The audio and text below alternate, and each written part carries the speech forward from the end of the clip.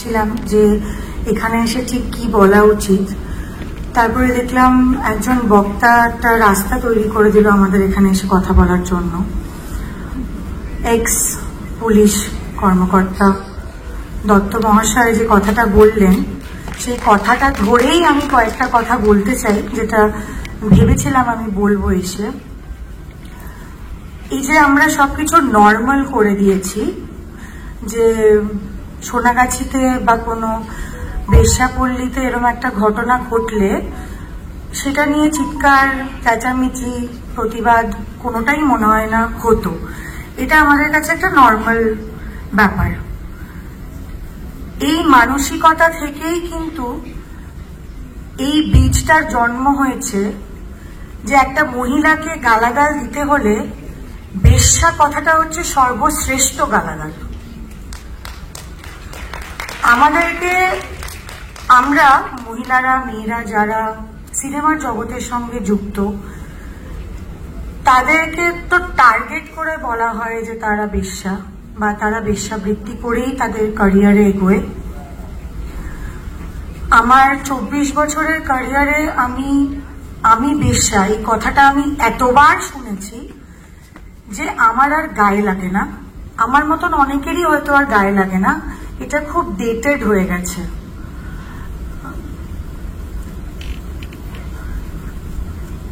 এই লাস্ট হয়তো 1-2 বছরে কোভিডের পরেই মেয়েদেরকে টার্গেট করে একটা নতুন রকম গালাগাল আমি দেখছি মানুষে দিচ্ছে। সোশ্যাল মিডিয়াটা তো একটা বড় জায়গা, আমাদের চেঞ্জেস কি হচ্ছে সমাজে সেটা দেখার একটা খুব বড় জায়গা। ফেসবুক, ইনস্টাগ্রামটা, টুইটারটাও। আমি আসলে অনেকদিন টুইটারটা চেক করি না, কারণ এই ফেসবুক আর ইনস্টাগ্রামেই যতটা গালাগাল খাই সেটা হ্যান্ডেল করতে করতে আর আরেকটা টুইটারে বা এক্স যেটা হয়েছে সেটা আর খুলে দেখার সময় পাই না।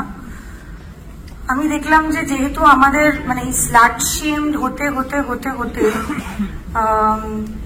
এই কথাটা যখন আমাদের আর গায়ে লাগছে না, লোকজন, এদেরকে মানুষ বলবো না কি বলবো জানি না, কিন্তু লোকজনরা আমাদেরকে আন্টি, কাকিমা, মাসিমা এইসব বলে এইগুলোকে গালাগাল হিসেবে ধরে নিচ্ছে। আমি জানি না কি করে আমাদের এই যে সম্বোধন বা এই যে ডাকগুলো আমাদের বিভিন্ন সম্পর্কে, মাসিমা, আন্টি, জেঠিমা, এইগুলো কিভাবে গালাগালে রূপান্তরিত হয়েছে আমি জানি না। দিদি শব্দটা এখনো কেউ গালাগাল হিসেবে দেখছে না,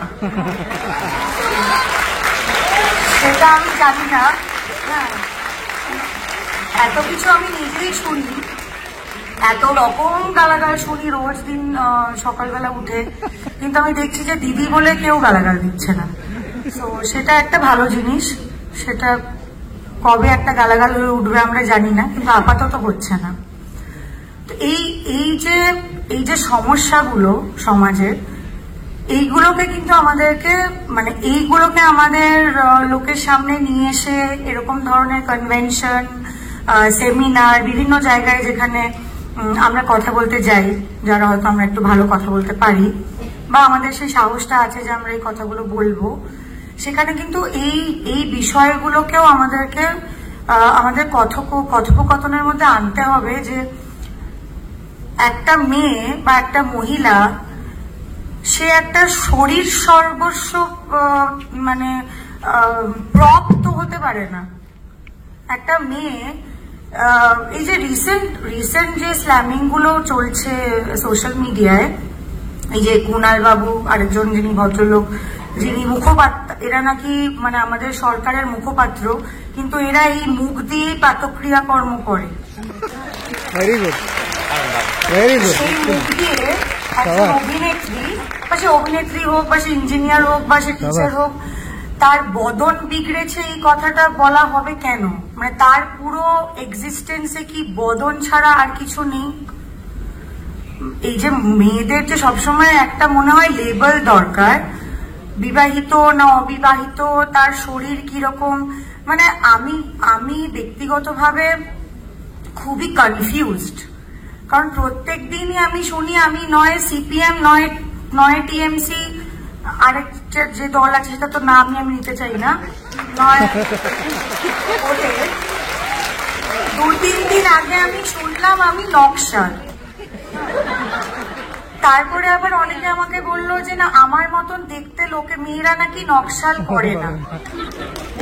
হ্যাঁ, তো কারা কোনটা করবে সেটাও আবার লোকজনই ঠিক করে দেবে। মানে আমি যেহেতু ফর্সা বা আমার চেহারাটা একটু গোলগাল, আমি জিরো ফিগার নয়, বা আমাকে দেখলে মনে হয় না যে আমি খেতে পারি না, সেই জন্য আমি নকশালটা হতে পারবো না। খুব কালো গায়ের চামড়া, খেতে না পাওয়া, অনাহারে প্রায় মরে যাওয়ার মেয়েরাই নকশাল করতে পারে।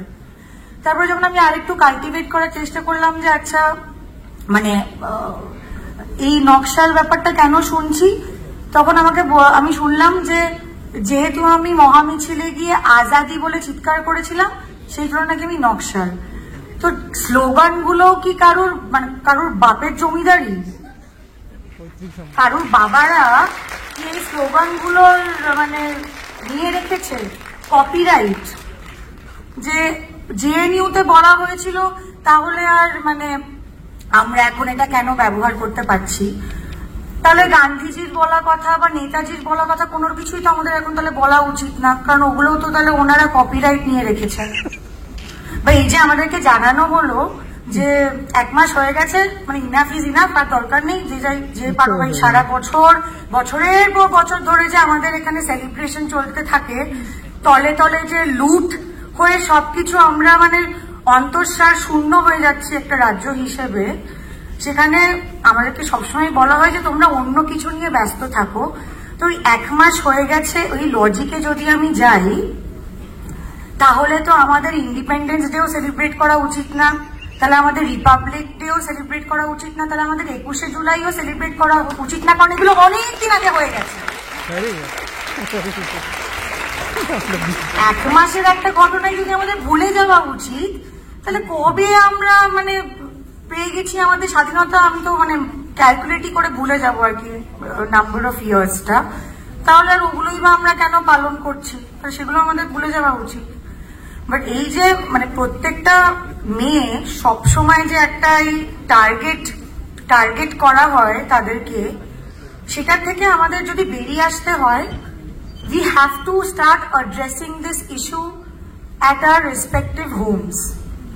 এই যে ভাইরা ইয়ার্কি মেরে কথা বললো বা বন্ধুরা ইয়ার্কি মেরে কথা বললো, হ্যাঁ, যে মেয়েদের হয়তো তারা একটু বাস্টি, তাদেরকে যে ইয়ার্কি করে টেম্পো বলা হয়, লাউ বলা হয়, চালকুমড়ো বলা হয়, এইগুলো যখন আমি শুনতে পাচ্ছি, যখন আমার বয়স হয়তো 15 বা 16, বা আমি কলেজে পড়ি বা আমি স্কুলে পড়ি, ওইখানেই দাঁড়িয়ে কিন্তু প্রতিবাদ করে বলতে হবে যে এটা বলতে পারবে না, এই কথাগুলো আমাদেরকে বলা যায় না, বলো না। অন্য কেউ যদি শোনে তাহলে খারাপ ভাববে, তোমার চরিত্র খারাপ ভাববে। আমাকে যদি তুমি শেম করো, আমার চরিত্র খারাপ নয়, তুমি আমাকে শেম করছো, তোমার চরিত্র খারাপ। It is not, the victim is never to be shamed, যারা করছে তাদের লজ্জা। So thank you very much. আজকে আমাদের সময় খুবই কম, আমি যে কথাগুলো বলে উঠতে পারলাম না সেটা আমার যে বন্ধুরা এসছে এখানে, সুদীপ্তা আর দেবলীনা, ওরা বলে দেবে। Thank you.